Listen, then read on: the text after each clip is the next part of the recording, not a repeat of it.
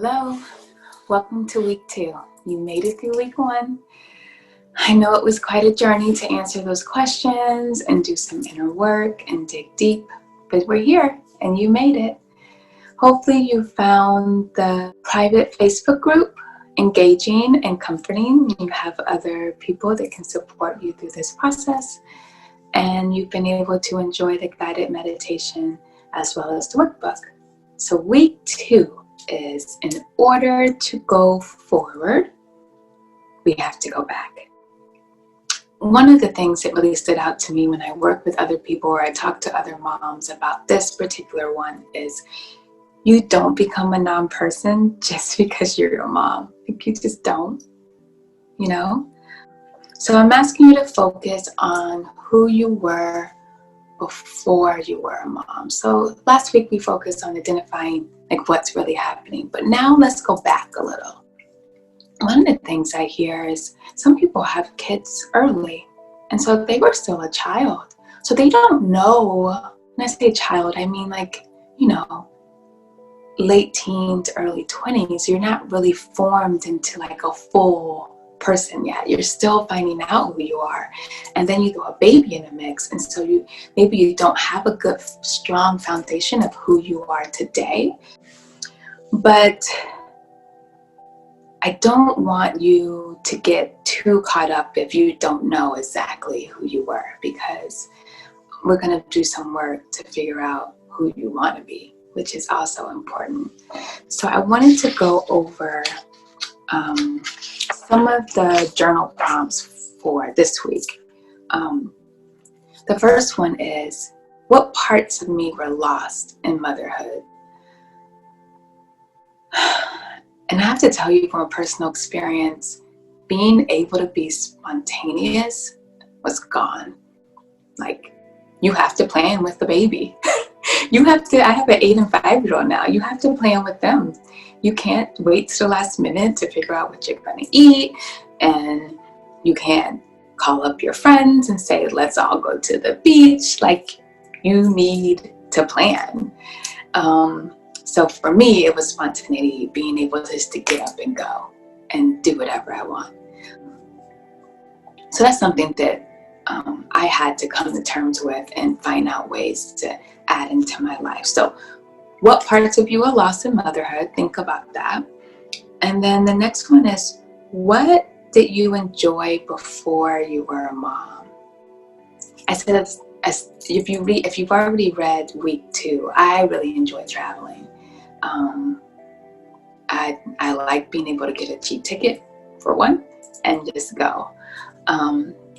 So that's something that I enjoyed. I kind of had to grieve that. So what did you enjoy before being a mother? And what did a typical day look like for you? Maybe you weren't a morning person and your kids wake up at 6 a.m. every morning. So, what did a day look like for you? And what does your day look like now? And what parts of your life before kids do you want to experience in the present? Let's be honest, some of the things we were doing before we had kids, they don't belong here in the present day. They just don't. So what were you doing then? We've acknowledged, but then what do you want to incorporate here? I would like my kids to be spontaneous. I think there's beauty in going with the flow. And so being spontaneous is something that I try to do more of. Whether it be, let's all jump in the pool with our clothes on, or let's say drop everything and let's go to Lou Gardens. I try to incorporate spontaneity where it fits. So what do you have from your previous life that you can incorporate here and then now? What is your story before you were a mother? I say that because we all kind of have themes. So my theme was, I'm a Capricorn, I'm the oldest child, I am a go-getter. I was always really good in academics. I went to college, 4-year degree, didn't take longer than that, got my grad school, very I don't even say type A, but an overachiever. That was who I was.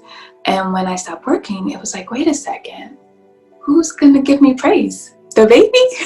My husband, who's also exhausted, like it was a change. So it changed how I viewed myself, because I fueled myself on being an overachiever, which can lead to a lot of mom guilt. You can't overachieve motherhood.